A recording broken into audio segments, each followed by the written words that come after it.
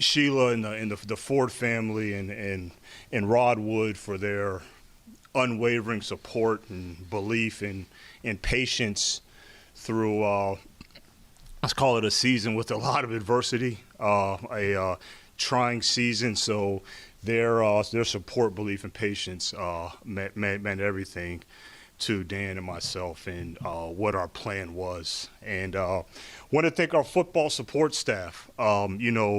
Football ops, our training staff, medical, player engagement. Through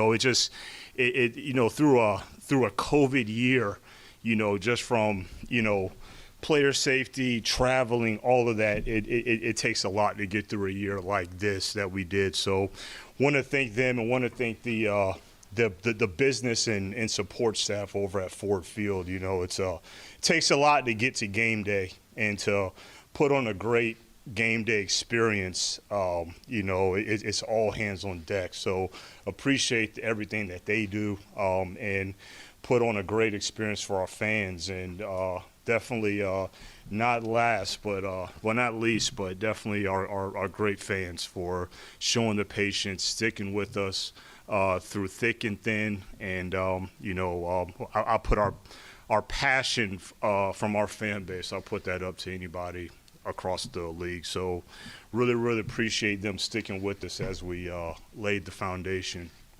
Hey, look, I love how the season ended, but the reality is we won 3 games, and that's not good enough, and it never will be. Dan and I, we're aligned in a vision and a plan, and from the very get-go, the big part of this plan was player development.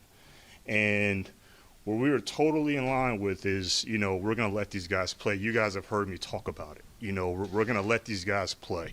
And a lot of it was by circumstances. A lot of it, we didn't have a choice at certain times. But I will say, when we got hit with adversity, whether it be injuries or other stuff, hey, look, I have let's call it a available free agent board with veterans that would be available to come in and help. And we stuck with our plan, and we let these young guys play and get valuable experience. And at the end of the day, we did lay a good foundation. Now, it's hard to practice the patience at times to stick with the plan, but it's a multi-year plan. It's for sustained success, and I believe we did lay the foundation. We went through some hard stuff. And I was kind of saying it all year. We are going through these hard things, but, I will say at this point, the foundation is laid. We still have some work that we have to do. We don't overlook that, but, we're excited about this next phase of the process and next phase of this journey, in this upcoming off season. And, everything will be better than it was this time last year. So, hey, look, what does it be? Free agency will be better. We'll have a little bit more resources at our disposal. The draft will be even better. I thought our draft was good, but it'll be better. We have a little bit more capital. So we're really excited about that, starting the next phase of this journey. We'll be coaching the Senior Bowl. I believe that was announced today. So that would be a good place to start to get eyes on those guys. And just our overall process, we're so far ahead in our overall process than where we were a year ago. Whether it's from free agency, draft prep, all that stuff, we're in a much better position. And, so credit to staff. Again, like I said about the young guys, getting valuable snaps. I think all 7 draftees, played critical roles, played valuable roles. 6 of the 7 were starters at some point in the season, even down to a 7th round pick in Jamar Jefferson, who, he was able to contribute, undrafted free agents. You have guys that, the Jerrys and the AJs and, the Brock Wrights and those guys started games for us, so that's valuable experience for those guys. It makes the future bright. You know, we were active on the waiver wire throughout the season. You know, we're able to have some guys that were able to come in and help us, have some good additions, and I think throughout the process, we established who we are, you know, and what we're about. And I think we're a gritty group. So when you have those young guys that got that experience, and then, you know, you have the players that, you know, they're about grit, and, you know, they're about pushing through, and we truly live next man up, and you see that going into the next year. And then you add on Dan leading the charge, and Dan's he's been phenomenal. You know, I can't say enough great things about him, the rest of the staff. You know, so many great things I can say about Dan, but I'll just sum it up. He's got an it factor that you either have it or you don't, and he has that. And he's been a joy to work with. So, you know, it was very cool to see how hard these guys played. You know, when things got bleak late in the year, practices and games, and I think that was a true testament for what we're about as an organization and our leadership. But again, I can't say enough. It's a gritty group, and excited about what's coming up. Adversity that you guys went through this year, what was the point for you emotionally where you had to really get through that and really focus on the task at hand? You know the history of the losing and everything, but actually going through it, experiencing it, you know, what was the moment for you that was really tested your character a little bit this year? Well, I'd say from the very start, you know, the you know, adversities, and you bring up, you know, you start with injuries and not having guys available. But, you know, my dad always told me, you know, there's no point in complaining because no one's going to listen. So nobody's going to wait and see, like, well, you're going through something. Like, no, Dan and I were cut from the same cloth in terms of when adversity hits, it was like, and we didn't have to talk about it. We immediately were both encouraged the next week. You know, like it'd be a tough loss, you know, on Sunday and Monday morning I'm seeing Dan, and first thing is that, you know, I'm driving into work saying, man, I can't wait. I can't wait to get started for this week. And then I see Dan, and Dan's like, man, we're about to score 30 points this week. Like, it was no like, oh, so, no, it's like that's just how we are, you know. And so, and it was a testament for everybody in the building. But no, it was never a moment where, you know, I had to look at myself and step away. Now, yeah, there were some hard moments, but, you know, we just kind of stayed optimistic, and we have a job to do. And, you know, we have a plan in place, and we have a goal in mind that we want to get to. So that always kind of kept us staying the course. Being a foundational year, I think everyone realizes that. What's next? Like, what is your priority for the offseason, I guess, to get you to where you need to be in year two of this build out? Well, you know, this is going to be the player acquisition phase, you know, and like I said, we're going to start, you know, we're going to coach the Senior Bowl, and like I was saying today, we're already started. Like we started, we're so like things that we started in February last year, we were able to start, you know, at the beginning of the fall this year, you know, just kind of getting ready for draft and free agency and all that stuff. So we'll start at the Senior Bowl. We'll get eyes on these guys. The roster looks good. I know back when I was with the Rams, you know, we were able to acquire a lot of guys that played in the Senior Bowl in that game, and that guys that had success. And so you know, there's a lot of gold to be found there at that game. But we'll attack that, and then we have a process and a phase, and we have the plans in place, and we'll take it phase by phase. But it'll start with this all-star game in spring circuit. Free agency, you mentioned it's different this year. You got a little bit more resources. The approach last year seemed like a lot of one-year deals. You know, you mentioned finding guys with chips on their shoulders, maybe even flawed guys, injured guys, opportunity guys. So how does the approach change this year with the additional resources and, you know, moving to that next phase? Yeah, well, we're going to still find guys that fit, Justin. Like, we're going to, like, regardless of its, you know, however much resources that we have, we're still going to find guys that are Lions that truly fit what we're about. So, you bring up like the guys that had chips on their shoulders and things to prove. Well, a lot of times, experiences shape people often. And like I said, we're a gritty group. So, not saying that we're looking for one-year deal guys, but we're still looking guys that fit who we are. We'll just probably be able to get a little bit more of it. Other guys in-house who are priorities for you to fit in that vision? Yeah. Last year you talked about Frank. Sure. And him being a priority. Yeah. Charles Harris, Tracy Walker. Yeah. Any other guys that are priorities for you this year? Yeah, no, those guys did a great job for us, and those guys had stuff to prove. Now, Trace had already been with us, obviously, but, a new scheme, a new regime, new coaching staff, and he responded well. He really did, and I thought he played good football for us, and he really bought into everything that we were doing. So was really happy for him. And then you mentioned Charles Harris, a guy who he's he's had his best year, in my opinion, and a guy that, was just in a better place. Just speaking with him, he just loved it here. And so we'll just see where it goes. But those guys were fits. They fit what we're about, and those guys played well for us. And so, again, I know we have a lot of time to spend from this point on, so we'll have plenty of time to get on with that part of it.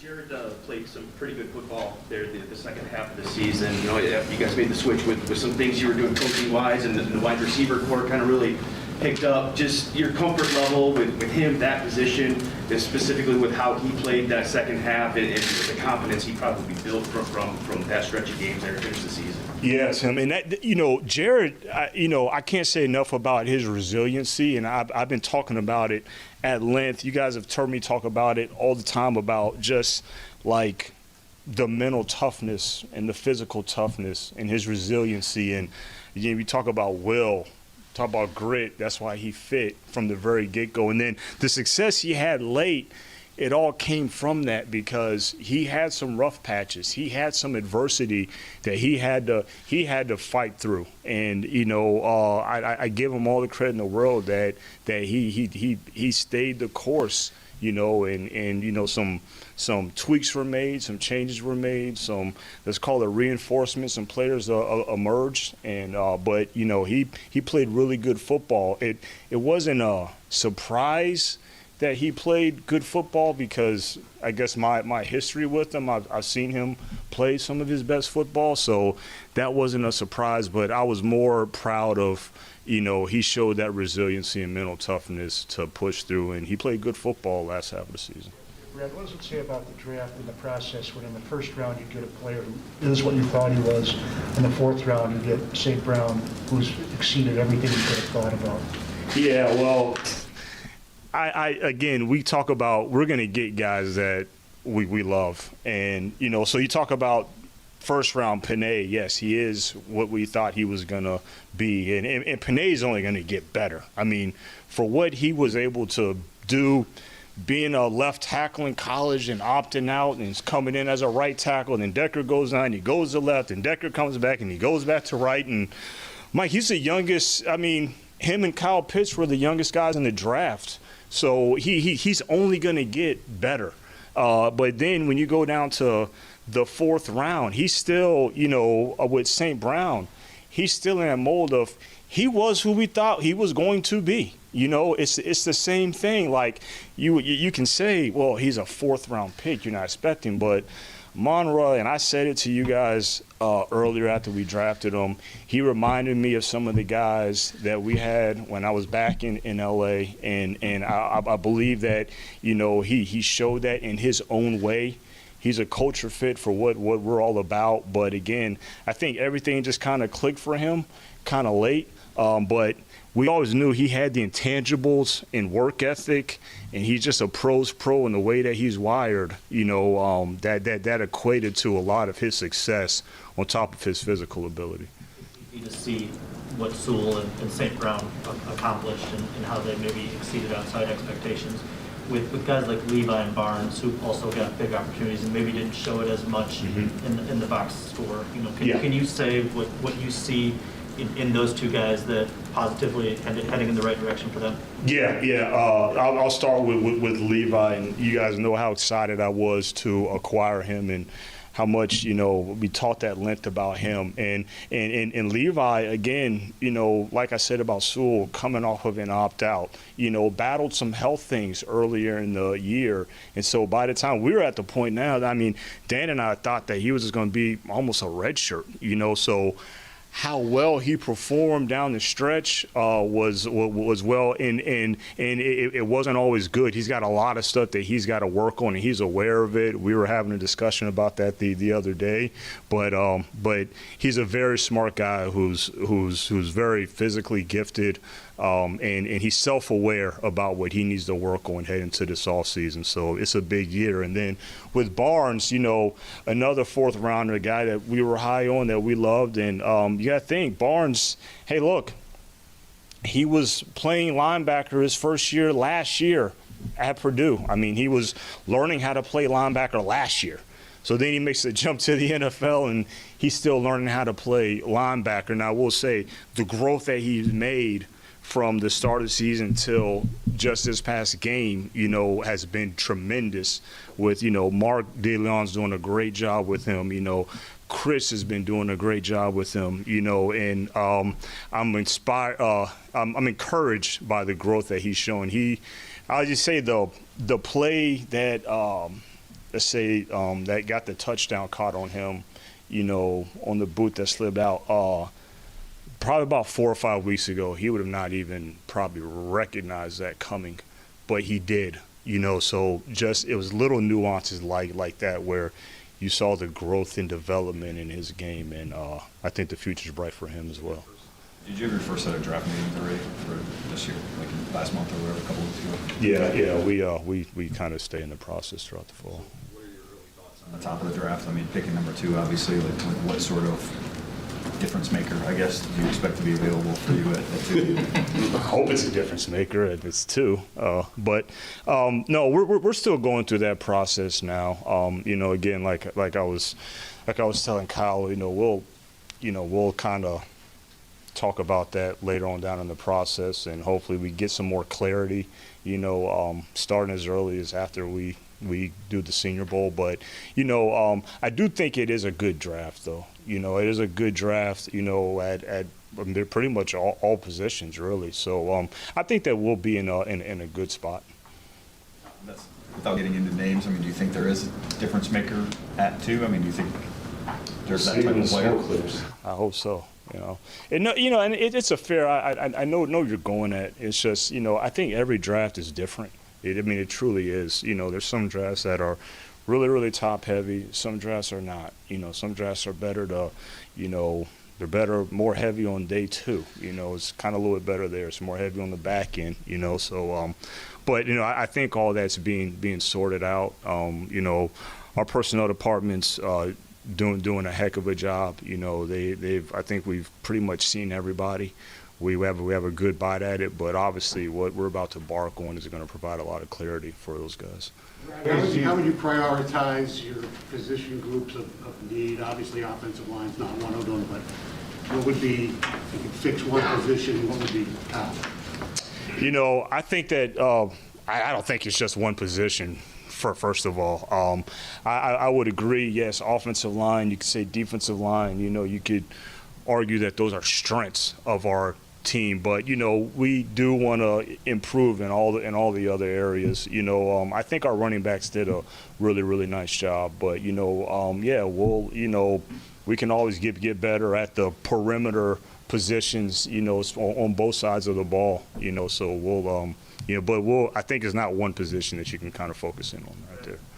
Your thoughts on Jeff Okudah, where he's at in his rehab, and what you can count on him, going Yeah, Jeff's doing a nice job in his rehab. What I love about him is that he wanted to stay engaged and be around as much as possible. And, I just hated for him when he got the injury because he was in such a good place, just mentally and physically. And when he got hurt, it was just devastating. But it was part of another part of what, we had to live with the next man up. But, we expect Jeff to be back with us. And I know that he's right on track. He's in a good spot. But, he's part of the next man up that we had. And look, I say, like, people say next man up all the like. It's often thrown around. It's almost cliche sometimes where it's like next man up, next man up, but sometimes it's hard to truly live that and have success as a next man up. And we had to truly live that, and we did have success with that. But we're able to have success with that because, the collaboration of our coaching staff and our personnel department, getting the right guys in to be able to contribute, and then our coaching staff being able to get those guys ready that quick to actually contribute in the game. So, a credit to our coaching staff and personnel staff to be able to truly live next man up. Yeah, Brad, one of the big talking points before the season was collaboration. Yeah. But it obviously didn't work out offensively between Dan and Anthony. I'm just wondering, how challenging was it from your perspective on what you saw offensively, and then Dan's decision to obviously take away Anthony's play calling, and his decision moving forward to potentially be the offensive play caller, and the challenges offensively that went on throughout the year between Dan and Anthony. Yeah, I wouldn't say there was challenges between them two. I would say I know that was a big decision that Dan had to make, and I'll never forget when he made it. He came in my office and said, "Look, Brad, I really think this is where we got to go." And I fully supported it. 1,000%. And again, I knew that was hard for him to do, but as a leader, you have to make some tough decisions. And what the cool thing was is it was cool to see Dan grow as a play caller. As the season went on, he kind of made a big move, a tough decision. But he did what was best for the team. At that time, but after he did what's best for the team, then now he's good at it. Now he keeps growing, and I thought that was really, really, really cool to see. But it wasn't really like it wasn't any dark times about it. Dan and I communicate and collaborate on everything. So we had a good discussion about it, fully supporting him, and I was glad to see the success he had with it. Continue calling plays or your input on that decision? It's his football team, so, it's, and I told him, man, you need to do what you want. You're going to get a lot of, you should look at this guy, you should look at this guy. Look, if he wants to call plays, he should call plays. If he doesn't, he doesn't, and I know that he's going to make the best decision for the Detroit Lions at the end of the day. That's what he always has. I know that he will, but me personally, I thought he did a good job, but I'm sure he'll make the best decision going forward. Brad, in what ways do you think you're a better GM than you were 11 and a half months ago? That's a great question. I definitely learned a lot, this season, and one of the things is, just the weekly roster construction with COVID. You wish you had a different crystal ball, or you had a crystal ball, and I'm one that I love predictive science and forecasting and all of that, but you start doing that when it's much easier to forecast and do all that stuff when you have trends and base rates and you can identify all the biases and fallacies. But when you got to make a decision on Tuesday about what might happen on Friday, but you don't know what's going to happen on Sunday because something might happen on Thursday, but all of that was definitely something that kind of took me by surprise, and just how challenging it was. But definitely thought I got a good grip on it as the year went on, and got better at that. So that's one area that I think I grew on. Back to the draft talk for a second.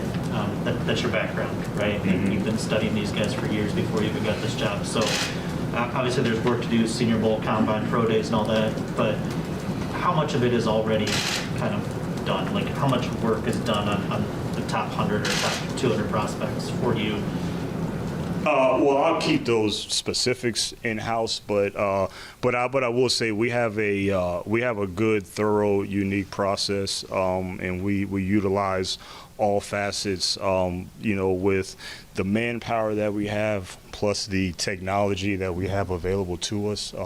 I've always said from day one, we're going to use the technology as the accelerators that they are, and so that's what we've done at this point in the process. But we feel really good where we're at right now, heading to the All-Star circuit. How does Trey Flowers fit into your future plans, if at all? I mean, he's got a big cap number, I think we all know, the last 2 years. So how does he fit in? Yeah, and Trey, you talking about just the ultimate glue guy. I mean, ultimate leader. You just love. He's what we're all about. In terms of grit and being just a football player. So it was unfortunate when he had to deal with what he had to deal with. But again, those discussions are going to be down the road. You hit on Charles Harris, obviously, right? You hit on a couple undrafted guys, Jerry Jacobs, who made big contributions. And I think just, for any team, right, to find some of those guys is really important. It really helps everything. The locker room. Yeah. So what is the key to finding, those guys? Like, how do you go about identifying that right fit and then, landing those guys, I guess, too? Yeah, it's a combination of things. It's a combination of what our process is, for undrafted free agents, which I do believe we have a very unique, collaborative, thorough process on that front. So that's the first part. But after we acquire them, then it's what we were talking about earlier about, Dan and I's, vision, our plan on player development and how we view it, and how we're not scared to let young guys play. We're just not. And you can't. I think I said to you guys before, you just can't be on the driving range all day. You just got to go out there and play. So that's what we do. So it's kind of two parts of it. It's the process before we acquire them, which we do acquire them and feel good about it. But then it's the process of after we have acquired them.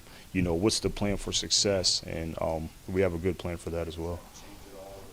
As the program progresses, right, this was a big year for those developmental guys, but now the developmental guys have developed some, and so you need to play them as much going forward. I mean, you have a lot of draft picks again. It's not going to change. I don't see that changing. It's in my opinion, it's proven. Now, we're big on evolution and evolving our process always, but I'm saying all that, it's only going to get better in terms of what our process was to acquiring those kind of guys. But, and hats off, I love what those guys did, and it's going to bode well for them, with this upcoming year. But, that's not going to stop our process. Finding them, I meant playing them, you know what I mean? You said, you had that veteran-ready list, but you didn't tap into it because you wanted the young guys. Does that change as you get more competitive, right? That you have to tap into that veteran-ready list, or you still intend to play the young? No, we'll still, we'll still stick to our plan, and we won't be scared to play those young guys. Free agency is still a couple months away, but I wonder, do you have something different to sell, you think, heading into free agency this year, something more? Different to sell.